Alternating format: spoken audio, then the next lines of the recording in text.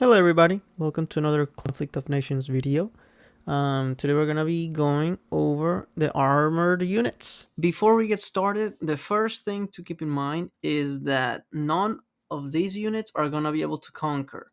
That's all going to be the infantry's job. Armored units cannot conquer territory. We have combat recon. This unit is, as the name says, for recon purposes. It reveals the composition of enemy stacks. So instead of seeing, I don't think I have any insight right now. Yeah, instead of seeing a question mark in the composition of an enemy stack, this guy will tell you exactly what it is. You know, one armored vehicle, one combat recon vehicle, let's say, and one infantry, or two SAMs. You know, you can see exactly what it is. It does not do great in combat, but it's alright. It's an armored unit, so you do more damage to soft targets than armored with these. You get basically nothing against air attacks. Next, we have the buffs. You don't get any buffs with them.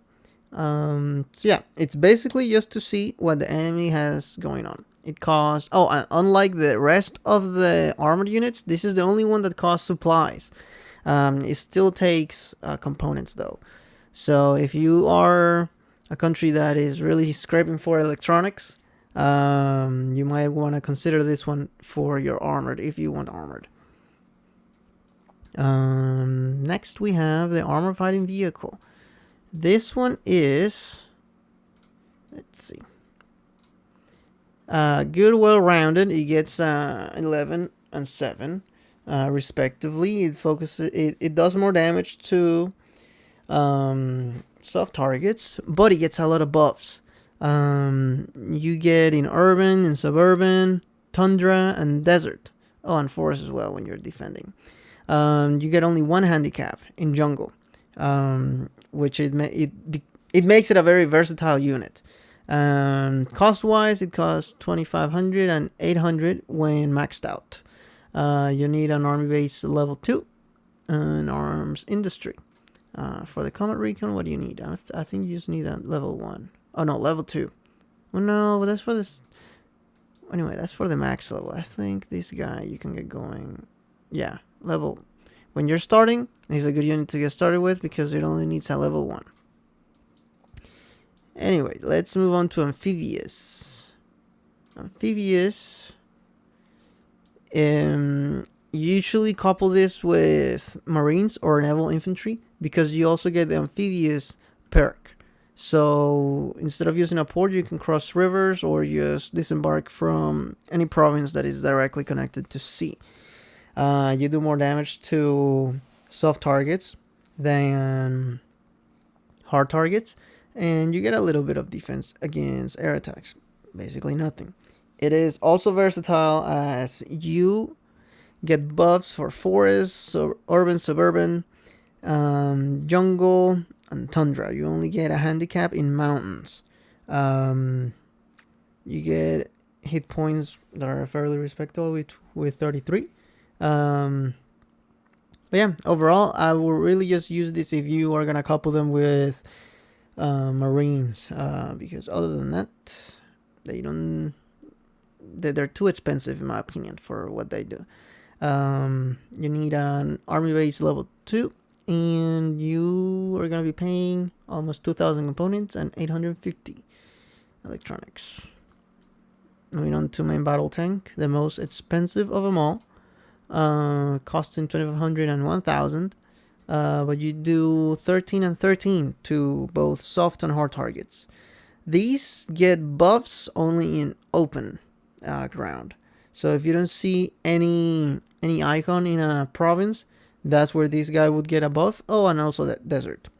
You get a very bad handicap in mountains and jungle, so do not use these guys there.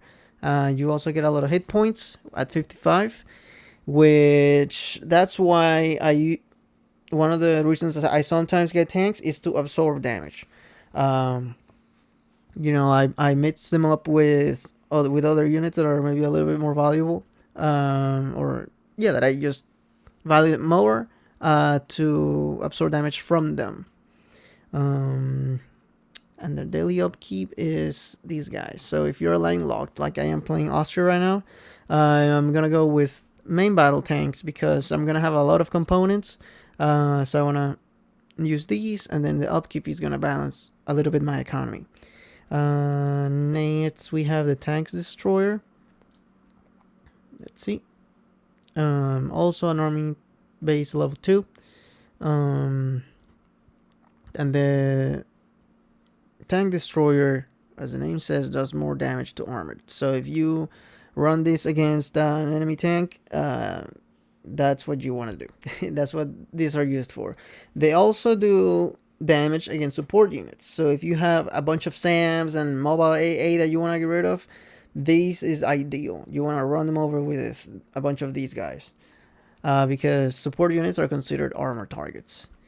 Next to the buffs, you get buffs in urban, suburban, that is all. And then you get handicaps in mountains, jungle, and tundra. So as you saw, there is a trend that armor does not do well on mountains. Do these guys get... Yeah, nobody gets a buff in mountains. They all get either handicaps or they don't get affected. Most of them get handicaps. So yeah, that's all I got for armor targets.